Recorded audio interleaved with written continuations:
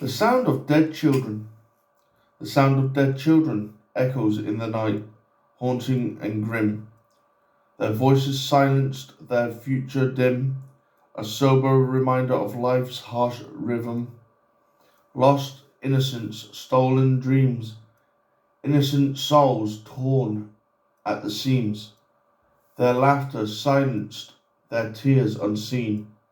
In the cold darkness they now convene.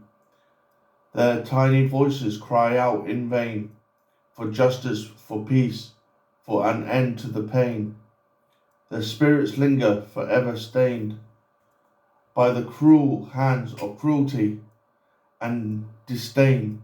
Listen closely, hear their plea to never forget, to always see the tragedy of life's cut short too soon. The sound of dead children, a haunting tune. May their voices never be ignored. May their memories be forever adored. In their honor, we must stand strong and fight against the darkness where they belong. The sound of dead children, a chilling sound, a reminder of the love that was unbound. Rest in peace, little ones.